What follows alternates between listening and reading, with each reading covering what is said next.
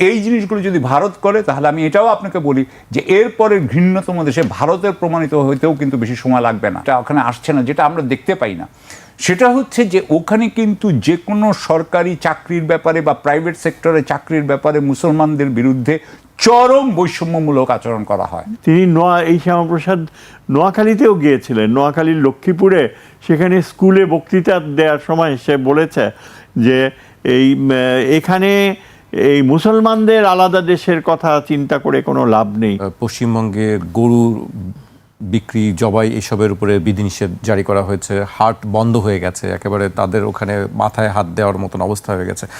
এই বিষয়গুলো নিয়ে আজকেও বেশ কয়েকটি কলকাতা হাইকোর্টে বিজিবি এবং বিএসএফ এর ব্যাপারে আপনি যেটা বললেন সেই ব্যাপারে আমাদেরকে অত্যন্ত সতর্ক থাকতে হবে। আমি আশা করি আমি এখানে আমাদের পাস্টে যে সমস্ত ঘটনা ঘটেছে, বাংলাদেশ নিয়ে শুভেন্দুর উস্কানি বা তোড়জোড় যেটি বলি আমরা সম্প্রতি আগেও দেখেছি এবং সম্প্রতি এই ঘটনার পুনরাবৃত্তি দেখছি। আজকে কাঁটাতার নিয়ে বিএসএফ সঙ্গে বৈঠক ছিল জমি অধিগ্রহণ নিয়ে, সেই বিষয়ে কি অগ্রগতি হয়েছে তারা সেই বিষয় নিয়ে আলোচনা করেছে। এর পাশাপাশি আমরা যেটি সম্প্রতি দেখলাম যে নতুন করে বাংলাদেশে আবার যারা ওখানে মামলা চলছে, যাদের নাম কাটা গেছে, তিনি বলেছেন স্পষ্ট করেই যে তাদেরকে ডিপোর্ট করা হবে বাংলাদেশে। স্যারের কাছে জানতে চাই বারবার কেন বাংলাদেশ ইস্যু নিয়ে শুভেন্দু উস্কানিমূলক কথাবার্তা বলেন? ধন্যবাদ। শুভেন্দুর রাজনীতির এটাই মূল এজেন্ডা গত কয়েক বছর ধরে, যে বাংলাদেশ এবং তথাকথিত এই অবৈধ অনুপ্রবেশকারী, এটাকে সে পুঁজি করে বিভিন্ন সময়ে এমনভাবে পশ্চিমবঙ্গের রাজনৈতিক সংস্কৃতিতে পরিবর্তন এনেছে যে এর সবচেয়ে ভয়াবহ বাস্তবতা হচ্ছে এই যে যেখানে আমরা জানতাম যে পশ্চিমবঙ্গের বেশিরভাগ মানুষ তারা সহনশীল, বাস্তবধর্মী এবং এই মুসলিম সম্প্রদায়ের সাথে তাদের একটা আত্মার সম্পর্কও রয়েছে, এরকমও আমরা অনেকে বলেছি, সেই বাস্তবতাটাকে শুভেন্দু একেবারে ডিস্টর্ট করে এমন পর্যায়ে নিয়ে গিয়েছে যেন অ্যাজ ইফ মানুষ এখন গোয়েবলসের মিথ্যাচারের মতো এই ব্যাপক হিন্দু জনগোষ্ঠী তার ধারণার প্রতি সহনশীল হয়ে গিয়েছে। এবং শুভেন্দু, আমরা আশা করেছিলাম যে চিফ মিনিস্টার হওয়ার 2-3 দিনের ভিতরেই কিন্তু সে একটা আভাস দিয়েছিল যে কোনো রকমের বিশৃঙ্খলা বা কোনো রকমের আইনের প্রতি অসম্মান এগুলো সে মেনে নেবে না, এবং সে খুব শিগগিরই তার এই যে সেক্রেটারিয়েটে যে মিটিংয়ের মাধ্যমে তিনি ঘোষণা দেবেন। এবং আমরা সবাই ভেবেছি যে মুসলিমরা আর ডিস্টার্বড হবে না, কিন্তু ইদানিং এই যে বিএসএফকে জমি দিয়ে দেওয়া এবং খুব দ্রুত গতিতে যে ফেন্সিং করা, এগুলোকে পুঁজি হিসাবে ব্যবহার করে সে দেখতে পাচ্ছে যে ব্যাপকভাবে যেসব লোক আপনি যাদের মেনশন করলেন আইনের প্রক্রিয়ায় যারা নিষ্কৃতি পেল না, তাদেরকে জোর করে বাংলাদেশে পুষিয়ে নেয়। এটা তো আন্তর্জাতিক আইনের একটা বড় ধরনের লঙ্ঘন, এবং এটা যে কত বড় লঙ্ঘন তার প্রমাণ আমরা দেখতে পেয়েছি গত কয়েকদিনে নরওয়েতে, যে একটা বড় রকমের মানে বিশ্বব্যাপী আলোচনা শুরু হয়েছে। সে ভারতীয় ঊর্ধ্বতম একজন কূটনীতিক, যে সেক্রেটারি ওয়েস্ট, তিনি নিজেই যে ধরনের ভাষণ দিলেন, প্রধানমন্ত্রী মোদি একজন নরওয়েজিয়ান মহিলা জার্নালিস্ট এই বিষয়টা উত্থাপন করলে তিনি উত্তর দেননি। পরে এই যে কূটনীতিক, তার যে বাচনভঙ্গি, বলার যে তিনি সম্পূর্ণভাবে নরওয়েজিয়ান জার্নালিস্টকে চুপ হতে গেলেন, তারপর একটা বিরাট বক্তৃতা শুরু করলেন ভারতীয় সভ্যতা, হিন্দু সভ্যতা ধারাবাহিকভাবে 5000 বছর ধরে নাকি চলে আসছে, এবং তিনি রীতিমতো এটাকে তার বলার কারণে এখন ভারত এবং পশ্চিমবঙ্গ একটা বড় রকমের ইম্পর্টেন্স পাচ্ছে। শুভেন্দু এই নুইসেন্স ভ্যালুকে ক্যাপিটালাইজ করে আমার ধারণা সে এটাকে এক্সটেন্ড করবে। আমি তো মনে করি যে বাংলাদেশের যে বিজিবি, তারাও কিন্তু আগের যে দুর্বলতা ছিল সেটা কাটিয়ে এখন আমার মনে হয় একটা আভ্যন্তরীণ এবং সেনাবাহিনীর ভিতরেও একটা সচেতনতা সৃষ্টি হয়েছে যে you have to answer the bullet with a bullet. এটা ব্যাপকভাবে এখন সামরিক বাহিনীর অফিসাররা এই মূল্যবোধকে প্রাধান্য দেয়, কেননা তারা বুঝতে পেরেছে যে বাংলাদেশের জনগণ কিন্তু তাকিয়ে আছে, এবং কারণ আমাদের বর্ডার রক্ষার পেছনে যে বিজেপি কাজ করছে তার মূল চালিকা শক্তি হচ্ছে সেনাবাহিনীর অফিসাররাই কমান্ড করে। এবং আমরা দেখতে চাই, আমার মনে হয় ব্যাপকভাবে মানুষ দেখতে চায় যে শুভেন্দু যদি এই প্রক্রিয়াকে মনে করে যে ক্যাপিটালাইজ করবে, এখন আন্তর্জাতিক আইনের প্রতি শুভেন্দুর সামান্যতম শ্রদ্ধাবোধ নাই। আমার সবচেয়ে অবাক লাগে যে বিজেপির নেতৃত্ব এইটুকু শালীনতাও কি শুভেন্দুকে শেখায়নি, যে শুভেন্দু ইলেকশনের আগের 2-3 দিন আগে বলে বসেছে যে বাংলাদেশের এই সরকার নাকি অবৈধ, হাসিনাই বৈধ সরকার, এবং সে ওই যে আমাদের কি এয়ারপোর্টে, ঢাকার এয়ারপোর্টে নামার পর তাকে স্যালিউট দিয়ে হাসিনাকে রিসিভ করে। একজন চিফ মিনিস্টার এই অবস্থানে এখনও কন্টিনিউ করছে, তাতে বোঝাই যায় যে পশ্চিমবাংলার সাথে বাংলাদেশের সম্পর্ককে একেবারেই ধুলোয় মিশিয়ে দিতে পারে সে। এবং পশ্চিমবঙ্গের অর্থনীতি, কলকাতার অর্থনীতি এবং তারপর সেখানকার যে মেডিকেল প্রফেশন, এগুলো ক্ষতিগ্রস্ত হবে। আমি এখনও বুঝতে পারছি না শুভেন্দু কি অর্থনীতি বোঝেন, নাকি সে বেসিক্যালি একটা সেমাই লিটারেট, মানে বেসিক্যালি মাস্তান প্রকৃতির লোক, যিনি তৃণমূল থেকে বের হয়ে এসে এখন পশ্চিমবঙ্গেই বিজেপির যে মুসলিম বিরোধিতা, সেটা সর্বভারতীয় সংস্কৃতি হিসাবে তিনি ছড়িয়ে দেবে, এটাই আমার ভয়। জি স্যার, আপনার কাছে আমি আবার আসবো। এ পর্যায়ে আমি সাকিব আলীর কাছে আসতে চাই।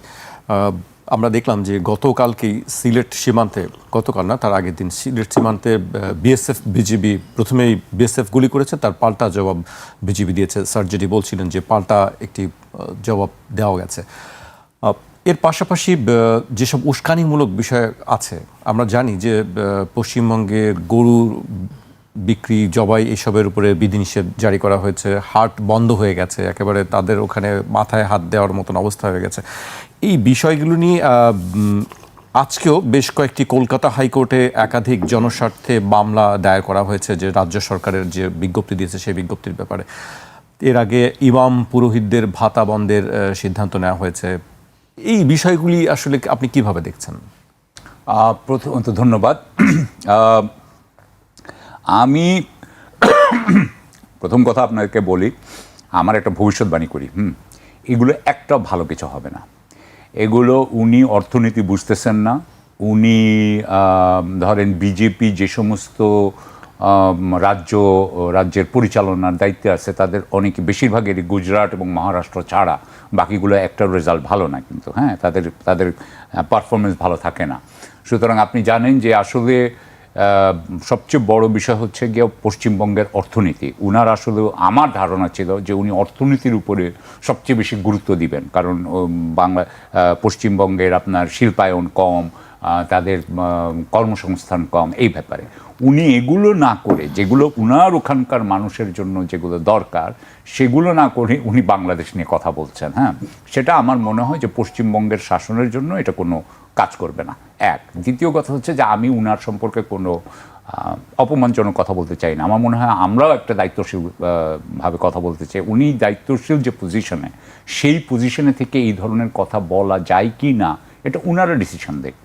আমি মনে করি এটা যায় না, এই ধরনের কথা বলা ওনার উচিত না। একটু আগে প্রফেসর শহীদুজ্জামান যেটা বললেন যে আপনারা যদি উনার ইতিহাস দেখেন, তাহলে আমি এটা উঠাতে চাইনি, কিন্তু যেহেতু উঠিয়েছেন প্রফেসর শহীদুজ্জামান, যে উনার ইতিহাস, উনি কিন্তু আগে তৃণমূল কংগ্রেসেরই একজন নেতা ছিলেন। সেই সময় উনার ভূমিকা কি আপনি দেখেন, তাহলে উনার সম্পর্কে একটা ধারণা পাওয়া যাবে, যে ধারণাটা যে খুব একটা দায়িত্বশীল আচরণ করা একজন রাজনৈতিক নেতা হিসেবে শুভেন্দু অধিকারীকে মনে হয় না। এনিওয়ে, তৃতীয় কথা হচ্ছে যে এই যে উনি যে সমস্ত কথা বলছেন, যেমন আমি শেখ হাসিনার দিকে যাচ্ছি না, আপনি যে কথাগুলো বলেছেন সেগুলো থেকেই থাকছি। ধরেন সীমান্ত, কাঁটাতারের বেড়া, গরু, এই কাঁটাতারের বেড়া, এই দুটো আগে বলি। এই দুটো ব্যাপারে হচ্ছে যে গত বছরও কিন্তু আমাদের এখানে পুশিং করার চেষ্টা করেছিল, আমাদের মনে আছে। সেই পুশিং করার আমরা কিন্তু তার পরিবর্তে আমরা যেটা করেছিলাম, আমরা আরেক জায়গা দিয়ে, কারণ তারাই, যাদেরকে পুশিং করা হচ্ছে তারা বলছে যে তারা পশ্চিমবঙ্গের স্থায়ী বাসিন্দা, তারা ওখানকার নাগরিক, তাদেরকে জোর করে তাদেরকে অন্যায়ভাবে পুশিং করা হয়েছে। সুতরাং তারাই আবার ফেরত যেতে চেয়েছেন এবং তারাই আবার অন্য জায়গায় ফেরত গেছেন, অন্য আপনার সীমান্তের আরেক দিক দিয়ে তারা ঢুকে যে তারা আলটিমেটলি বাড়িতে চলে গেছেন। সো এইবারও যদি এরকম কিছু করা হয়, তাহলে বাংলাদেশ হয়তো করবে। নিশ্চয়ই বিজিবি আপনার যে সমস্ত পদক্ষেপ নেওয়া সেগুলো নিবে, বিজিবি এখানে খুবই আপনার অ্যালার্টে থাকবে, তারা নজরদারিতে রাখবে। সেটা হচ্ছে এক জিনিস। এইটার জন্য অবশ্যই পশ্চিমবঙ্গের যে মুসলমান নাগরিক আছে তাদের উপরে, কিছু কিছু নাগরিক এবং প্রান্তিক জনগণের উপরে চরম দুর্দশা হবে, চরম কষ্ট হবে, চরম অত্যাচার হবে, অবিচার হবে। এই অবিচারের ব্যাপারে আমরা অফিসিয়ালি যদি এটা হয় তাহলে কিন্তু এই ব্যাপারগুলোতে বাংলাদেশ সরকারের প্রতিবাদ জানানো উচিত এবং আন্তর্জাতিক লেভেলে এটা নেওয়া উচিত বলে আমি মনে করি। এটা ছাড়া আমরা উনারা যা করবেন আমরা সেটাকে কাউন্টার দেওয়ার চেষ্টা করবো। সুতরাং আমি মনে করি যে উনার কথাবার্তাকে বেশি দাম দেওয়া উচিত না। আমরা এটাকে নিয়ে এত করব না, আমরা বরং আমাদের দক্ষতা কিভাবে বাড়াতে পারি, আমাদের কাজগুলো কিভাবে আমরা এগিয়ে নিতে পারি, আমরা সেখানে থাকবো। আর হ্যাঁ, বিজিবি এবং বিএসএফের ব্যাপারে আপনি যেটা বললেন সেই ব্যাপারে আমাদেরকে অত্যন্ত সতর্ক থাকতে হবে। আমি আশা করি, আমি এখানে আমাদের পাস্টে যে সমস্ত ঘটনা ঘটেছে সেগুলো আমি উঠাতে চাচ্ছি না, আপনিও জানেন আমিও জানি কি। সুতরাং সেখানকার যে যাতে কোনো মতেই এটা আবার কোনো যুদ্ধ অবস্থা তৈরি না হয় সেটা আমাদেরকে দেখতে হবে। আর দ্বিতীয় কথা হচ্ছে যে সীমান্তে যাতে বিএসএফ আমাদের যে সমস্ত চুক্তি হয়েছে, যেটা কারণ এখানে যাতে বিএসএফ যাতে হত্যা করতে না পারে বাংলাদেশিদেরকে, সেই ব্যাপারেও বিজিবির একটা অবস্থান নেওয়া দরকার।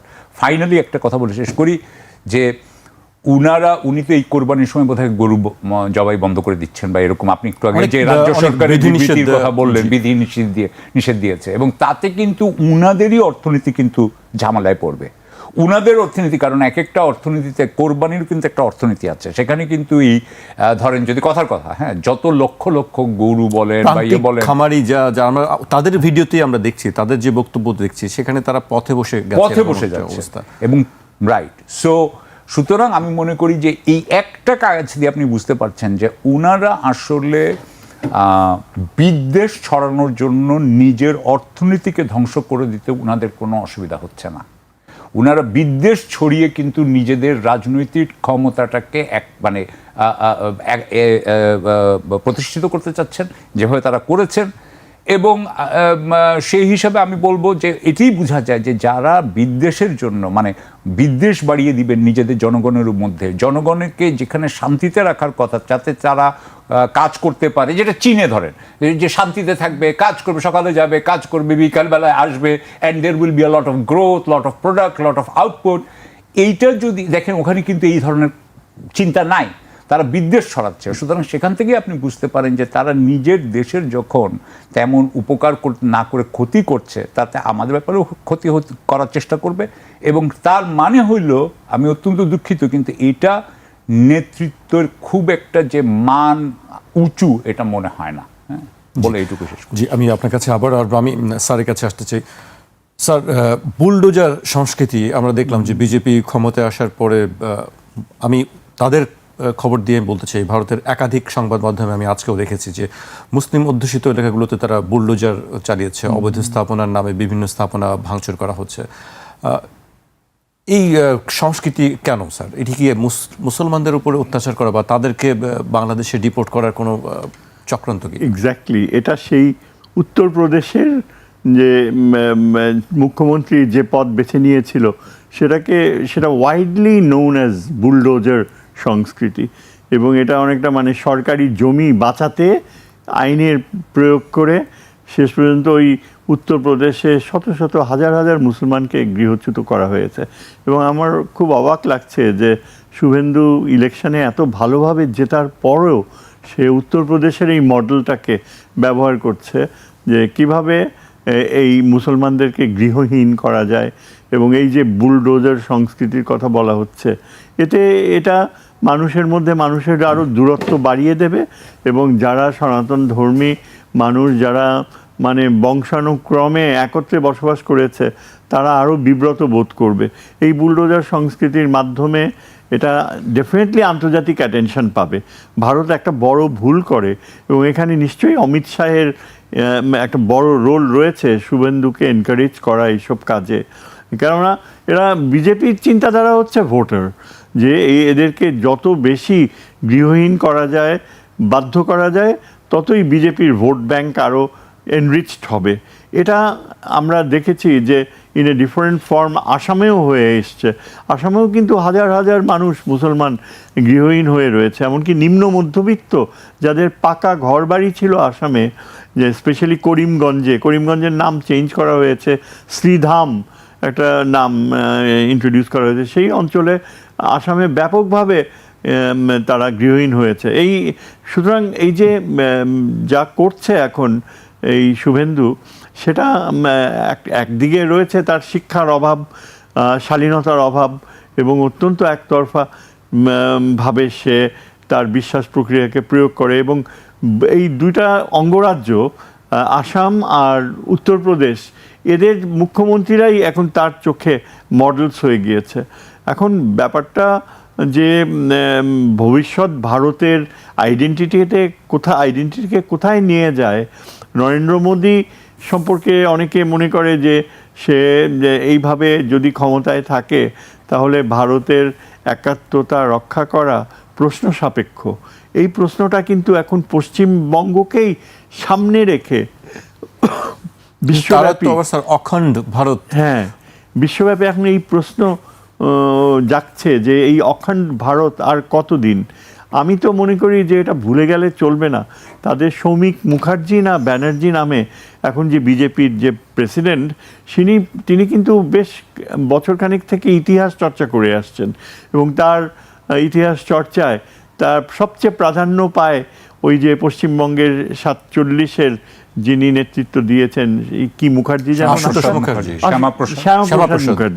শ্যামাপ্রসাদ মুখার্জির যে দৃষ্টিভঙ্গি ছিল, তাকে এই বিজেপির সভাপতি আইডিয়াল মডেল হিসেবে দেখছে, যে শ্যামাপ্রসাদের স্বপ্ন সার্থক করতে হবে।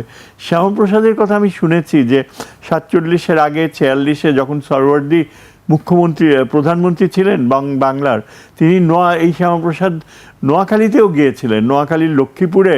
সেখানে স্কুলে বক্তৃতা দেওয়ার সময় সে বলেছে যে এখানে এই মুসলমানদের আলাদা দেশের কথা চিন্তা করে কোনো লাভ নেই।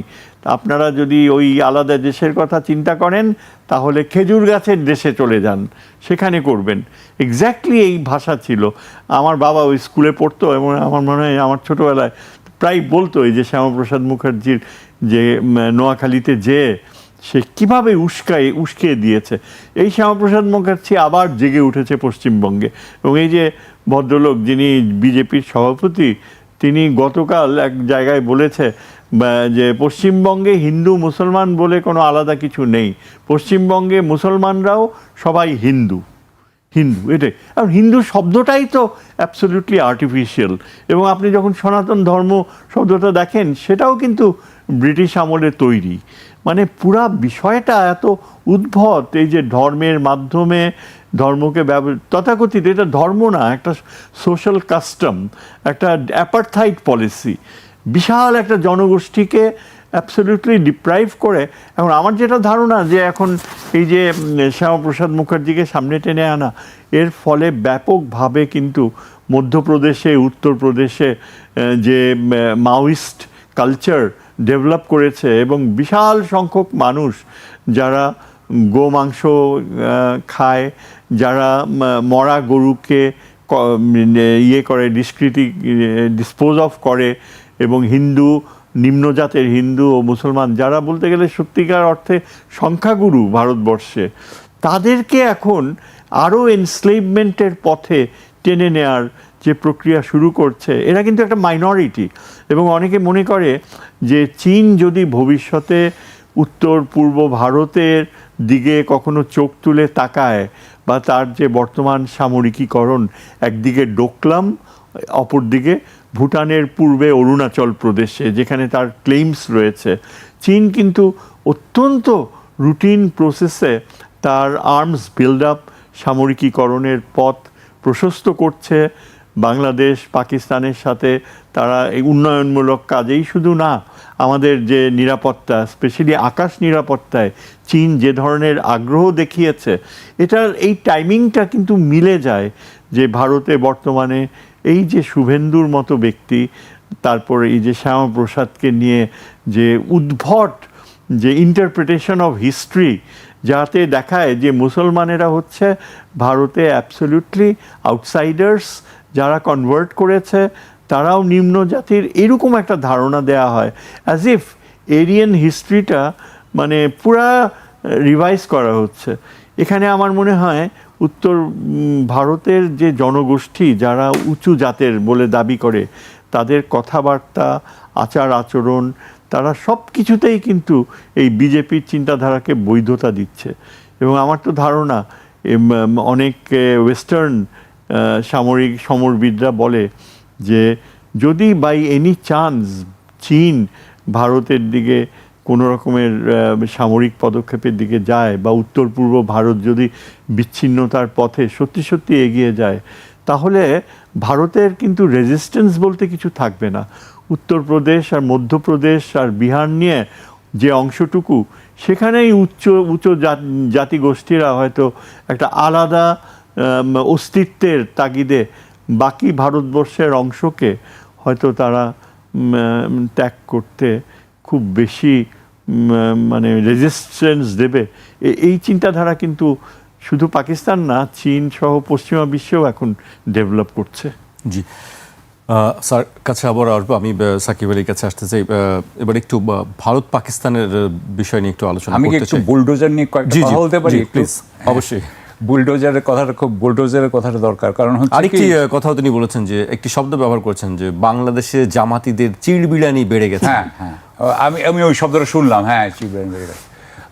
যাই হোক, আমি ওখানে যাচ্ছি না। আমি যাচ্ছি যে বাংলাদেশের জনগণ জামাতি ইসলামীকে কতটুকু সাপোর্ট করবে, জামাতি ইসলামী কিভাবে কাজ করবে, সেটা শুভেন্দু অধিকারীর বিষয় নয়।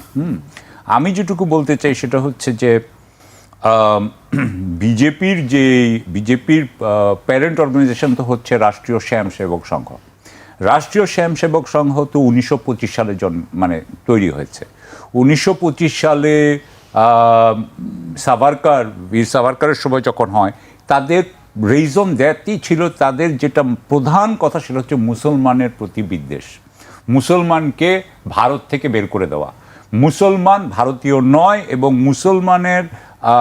ভারতীয় মুসলমানের একটা লয়্যালটি আছে টুয়ার্ডস মক্কা অ্যান্ড মদিনা। এই জিনিসটা ভারতীয় এই আরএসএস এটা মানতে রাজি ছিল না। সুতরাং এখানেই যেটা শুরু হয়েছে যে ঘৃণার পথ। এবং এটাও যদি আপনি এটাও পিছনে যাই, তাহলে আবার আসে কি 1840-40-এর দিকে ভারতে ব্রিটিশরাই কিন্তু এই ডিভাইড অ্যান্ড রুল পলিসিটা করে। আমার একটা মনে আছে, আপনার রবার্ট ইটনের একটা বইতে rise of east Muslims in Bengal, ওখানে একটা লাইন আছে যে 1840 সালে জনাব মিস্টার নিকলসন বলে একজন bureaucrat was the first person in the world যে প্রথম বলে যে মাহমুদ অফ গজনি সে আসলে হিন্দুদের মন্দির ধ্বংস করতে আসছিল। আসলে কিন্তু মন্দির সে ধ্বংস করতে আসে না, সে 17 বার আসছে, মন্দির ধ্বংস করতে আসে নাই। সে এখান থেকে জিনিস নিয়ে গেছে, সেখান থেকে ধন সম্পদ নিয়ে গেছে, ওইটা হিন্দুরা যারাও নিতেন। সুতরাং এইটাকে প্রথম কমিউনাল দেওয়া হয় 1840 সালে, তার আগে কিন্তু এটা ছিল না। সো আমি যেটা বলতে চাচ্ছি যে ব্রিটিশরা আগে এটা শুরু করলো 1840-এর দিকে, মুসলিম এবং ইয়েদেরকে করা যায়, এবং এরপরে তো 1857 সালে আপনি দেখবেন যে হিন্দু এবং মুসলিমরা যেহেতু লাস্ট বারের মতো একসাথে হয় এবং ব্রিটিশদের বিরুদ্ধে যুদ্ধ করে, তখন ব্রিটিশরা আরও এটাকে বাড়িয়ে দেয় যে কোনো মতেই মুসলমান আর হিন্দুদেরকে একসাথে করা যাবে না, তাদেরকে ডিভাইড করতেই হবে। And they had a big, তাদের ব্রিটিশরা তো আপনি জানেন কি জানেন যে আপনি জানেন যে এটা তাদের ইউরোপেও তাদের ইয়েটা হচ্ছে যে তাদের যে কৌশল সেটা হচ্ছে গিয়ে প্রত্যেকটা পাওয়ারকে ক্ষমতাশালী, যেমন ধরেন ফ্রান্স, রাশিয়া এবং প্রাশা বা অস্ট্রো হাঙ্গেরি, তারা যাতে কখনোই একসাথে না হতে পারে ব্রিটিশদের বিরুদ্ধে। ঠিক একই জিনিস তারা করেছে যে ব্রিটিশদের বিরুদ্ধে যাতে হিন্দু এবং মুসলমানরা ভারতে এক না হয়। এই জিনিসটাকেই কিন্তু এইটাকেই ওখানকার যারা ব্রাহ্মণ্যবাদী, এদেরকে ব্রাহ্মণ্যবাদী বলা যেতে পারে, এবং ব্রাহ্মণ্যবাদীরাই এটাকে উঠিয়ে নিয়ে আসে এবং এটাকে তারা ব্যবহার করে তারা তাদের একটা সিস্টেম বানায়, যেটা হচ্ছে গিয়ে মুসলমানের প্রতি ঘৃণা। এইখানে মুসলমানের প্রতি ঘৃণার এই ইস্যুটা আসবে আবার 1949-এ। 1949 সালে যখন ইসরায়েল তৈরি হয়, তখন থেকে কিন্তু ইসরায়েলের সাথে ভারতের কিন্তু একটা সম্পর্ক ছিল, যে সম্পর্কটা খুব উপরে উপরে দেখা যেত না, কিন্তু ভিতরে ভিতরে ছিল। এমনকি 65 যুদ্ধ এবং 71 যুদ্ধেও ইসরায়েল কিন্তু ভারতকে সাহায্য করেছে বলে ওই ভারতের বিশেষজ্ঞরাই এখন আমাদেরকে বলছে। এখন তারপরে যেটা হলো যে 1990 দিক থেকে কিন্তু ইসরায়েলের সাথে ভারতের সম্পর্ক অনেক বেশি নিবিড় হয়ে গেল। এবং আপনি দেখবেন যে এই বুলডোজার, আমি এইবার আসছি আপনার বুলডোজারে, সরি বুলডোজার আসতে খুব সময় লাগছে, কিন্তু বুলডোজার প্রথম করেছে Israel in West bank and Gaza. এবং সেখানে তারা করে যে কেউ প্রতিবাদ করতে গেলেই তার বাড়িটা ভেঙে দাও, এবং এটার জন্য তাদের কোনো আইনগত বিচারক আদালতে মানে বিচারিক কোনো কাজ লাগে না, মানে তারা একটা নির্বাহী আদেশে করতে পারে। ঠিক সেই জিনিসটাই কিন্তু এখানে আমরা যেটা দেখি যে 90-র পরে কাশ্মীরে ইসরায়েলের ইয়ে করা হয়, কৌশলগুলো নেওয়া হয়, এবং ইসরায়েল এটার মধ্যে আপনার নিবিড়ভাবে এটার মধ্যে সংশ্লিষ্ট ছিল যে কিভাবে কাশ্মীরকে তারা নিয়ন্ত্রণে আনবে এবং কিভাবে কাশ্মীরে তারা তথাকথিত সন্ত্রাসবাদের ইয়ে করবে। দ্বিতীয় হয়েছে আপনার বুলডোজার, তৃতীয় হয়েছে আবাসিক নিষেধাজ্ঞা। আপনি জানেন কিনা জানি না যে ভারতে কিন্তু অনেক জায়গায় মুসলমানরা থাকতে পারে না হিন্দুদেরও এরিয়াতে, আমাদের এরকম কিন্তু কোনো বাংলাদেশে নাই। এবং আপনি আরও থার্ড জিনিস, হোটেলেও কিন্তু থাকতে ওখানে নিষেধাজ্ঞা আছে। এবং ফোর্থ আমি আরেকটা জিনিস বলতে চাই যেটা ওখানে আসছে না, যেটা আমরা দেখতে পাই না, সেটা হচ্ছে যে ওখানে কিন্তু যে কোনো সরকারি চাকরির ব্যাপারে বা প্রাইভেট সেক্টরে চাকরির ব্যাপারে মুসলমানদের বিরুদ্ধে চরম বৈষম্যমূলক আচরণ করা হয়। এবং এই বৈষম্যমূলক আচরণ কিন্তু তাদের হচ্ছে গিয়ে এটা কিন্তু তাদের কোথাও লেখা নাই, কিন্তু তারা এটা ভিতরে ভিতরে করে।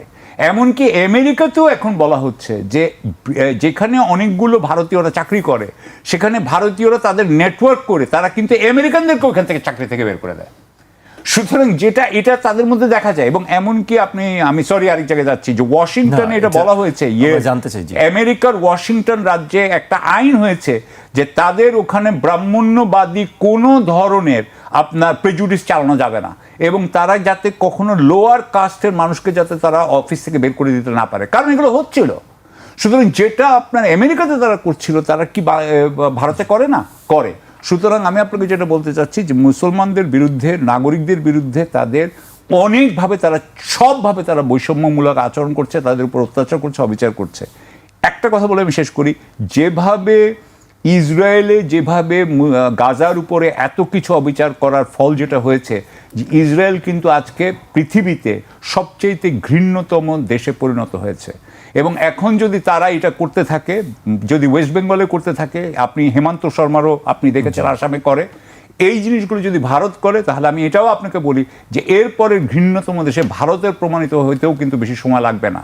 এবং এবং এবং এটা শেষ করি যে আজকে কিন্তু নরেন্দ্র মোদীর কোনো জায়গা নাই, কিন্তু নরেন্দ্র মোদী বিশ্বগুরু বলুক, কিন্তু এখন কিন্তু ওনাকে কেউই ইয়ে করছে না, বরং পাকিস্তানের কাছে সবাই যাচ্ছে ইরান যুদ্ধের জন্য, নট টু ইন্ডিয়া। নরওয়েতে গিয়ে তিক্ততার মুখে পড়েছেন, তিক্ততার মুখে পড়েছেন, তোপের মুখে। সুতরাং আমি ওনাদেরকে সাবধান করবো যে please get out of that way. Thank you.